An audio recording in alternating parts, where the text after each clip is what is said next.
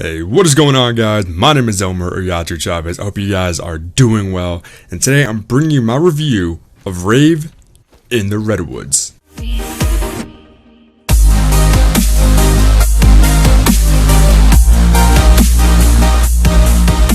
So, Rave in the Redwoods has been out for a little over a week now, and I feel like at this point, or at least within the first few days of the map being released, a lot of us have been able to get our feet wet, get used to the map. This video is going to be my personal thoughts and opinions on the map, what I think of it. Now, before you leave comments and everything, I know I did the same thing last year with RITRW, and I fell off of it. That's just because after RITRW, I did not like Zetsubo no Shima or Garage Crovey. Yes, they are fun maps, but if I were to go back and play them solo, I wouldn't want to do that. That's just my opinion. You guys might like it. So today, I'm bringing back the whole Zombies map review series with Rave in the Redwoods. Now, this video is going to be broken up into a few different sections. I picked them out myself, so they might seem weird to you, but I'm going to break it down to map layout and design, the Easter egg, some features of the map, the wonder weapons in the map, and replayability. So first, let's talk about the map layout and design.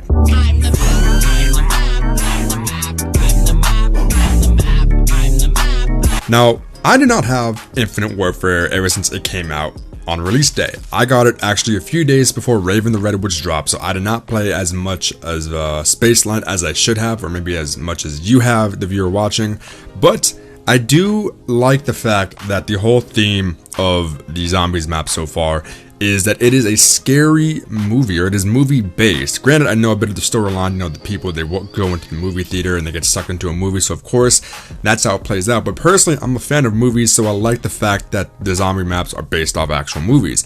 Granted, I don't know if they're actual movies, but you get the feel like it's a real movie.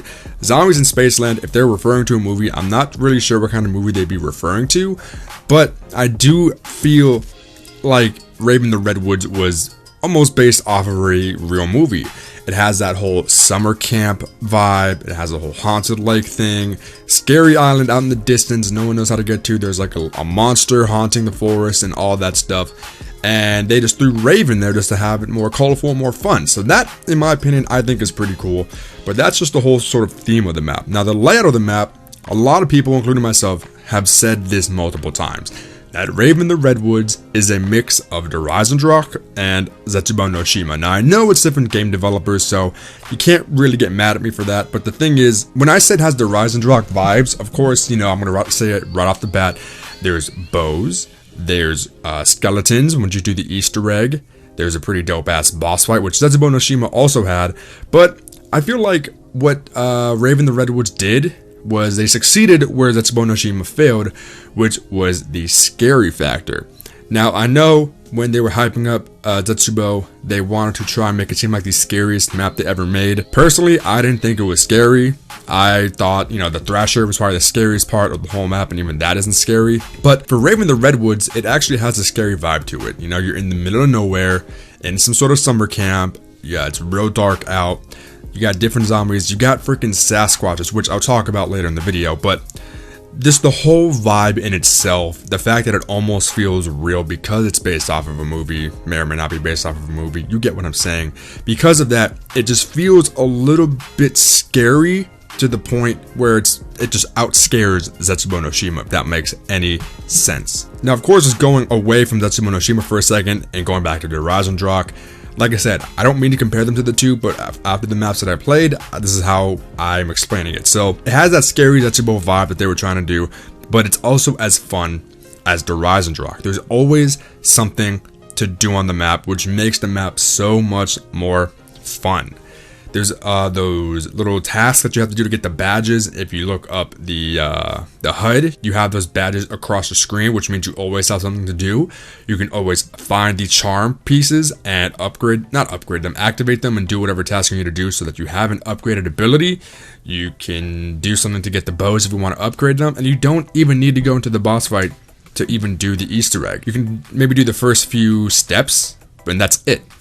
You don't have to do the whole Easter egg, or what feels like the whole Easter egg, just to do the boss fight, or just to play casually. That is what I like in this map, but I'll go back on that in a second later in the video. A few more things that I like about the whole layout and design is that, like I said earlier, it is a more or less a two-part map. You have the mainland map, and you also have the island where Pack-a-Punch is and the boss fight is. I like how the map is a bit separated. I like how it feels big, but the ways of transportation like the zip line and the boat make it seem small, kind of like how Call of the Dead did, with the flinger and the zip line, of course. I love how that was implemented into the map.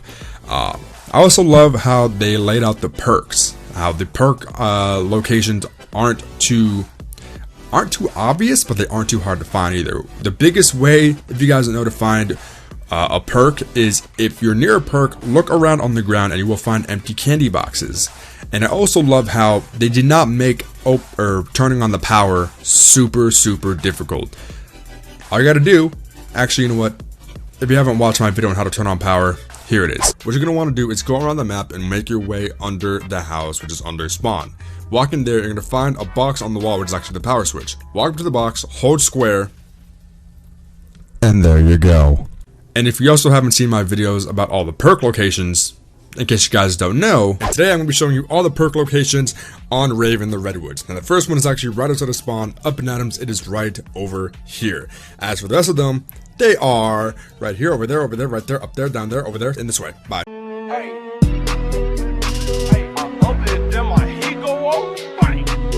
So next I'm going to talk about a few features of the map that I find actually really interesting.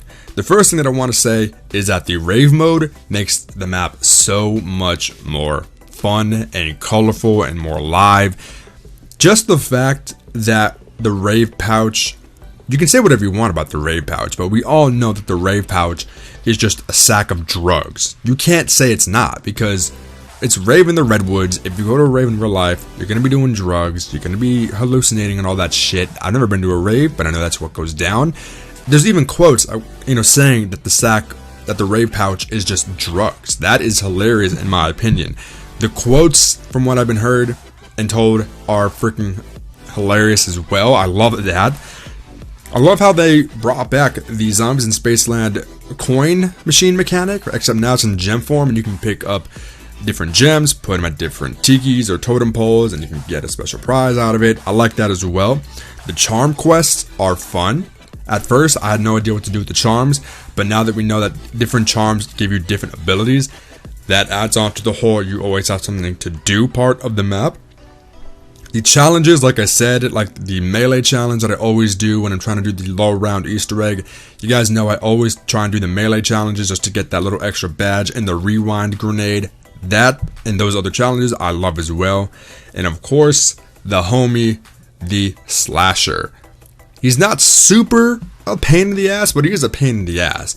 Granted, he is a part of the Easter egg, so that makes it okay, but when you're just playing the game normally, maybe you accidentally throw the pouch into the fire when you're trying to pick up some ammo that a zombie dropped and the slasher spawns. That is the only time where I don't like it, because I can't kill him. He's just stuck there. All I can really do is run from him. Or at least from my experience, I've just had trouble killing him, and all I could do is run like a little bitch.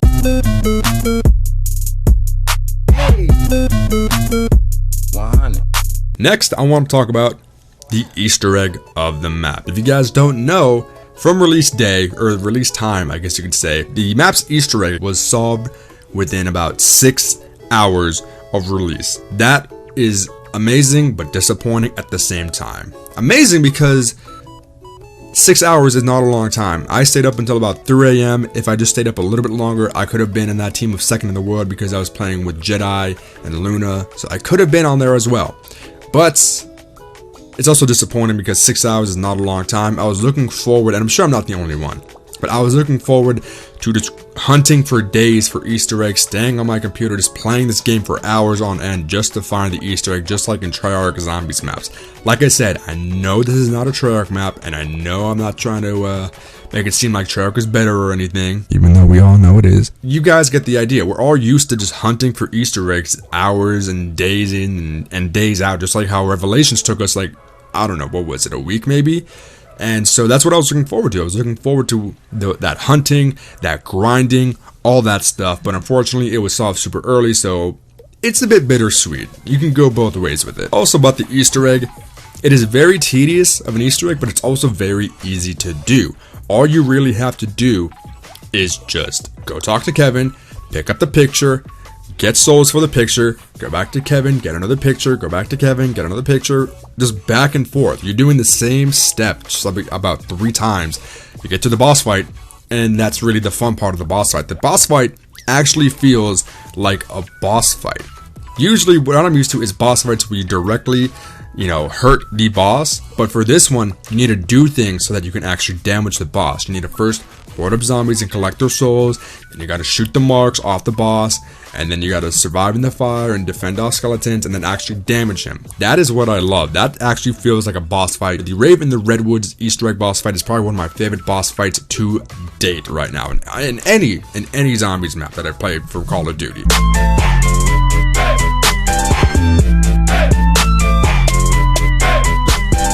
Now, of course, I can't talk about the Easter egg and the map without talking about the bows. Now, I know as of recording this video, they did send out a patch, which I believe patched the bows a little bit and nerfed them. So I can't really say how they are now, but from before the patch and from before I was recording this, when I played Zombies in Spaceland, the bows were overpowered to hell. The Acid Rain and the Wind Bow, which I believe is a wolf one, I'm not 100% sure. It's been a few days since I played, I'll be honest. But those 2 bows were the most OP bows that we could have gotten, in my opinion. Granted, the other bows were good too. The trap one, maybe not so good, but we make do. But what I like is that each bow had its own certain skill. The Acid Rain killed pretty much any zombie, and it was pretty much the best for a multiplayer Easter egg because you can shoot 1 or 2 bows onto the ground, make it rain, and then you would be fine if your teammate goes down. Wind Bow felt like almost a thunder gun, or maybe even the wolf bow from Garage and Rock. They both had the same abilities, and it felt almost nostalgic. One shot and it would blow all the zombies away. The lightning bow was good because, from my experience, if you're doing the Easter egg boss fight and you're trying to shoot the marks off of the giant slasher, then just one shot of the the lightning bow, direct shot, will just get rid of the mark and will just make it that much more easier. I've heard that the trap bow is good for high rounds. I'm not 100% sure on that. I don't even know if that's true, but I came across some post that says that someone went to really high rounds with that bow. I'm sorry, I forgot who it was, but that's just going off of what I heard. I never used a trap bow in my opinion. I've just seen it in gameplay and everything like that. So I'm really usually rocking the Wind or the Acid Rain bow.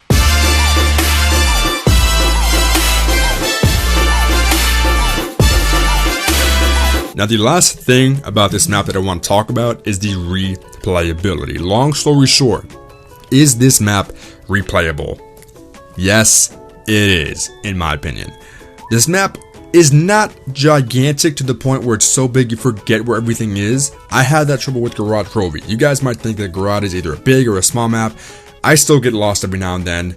I should probably go back and play it some more and memorize it. But either way, what I'm saying is this map isn't so big where you always get lost or you always don't know where to go.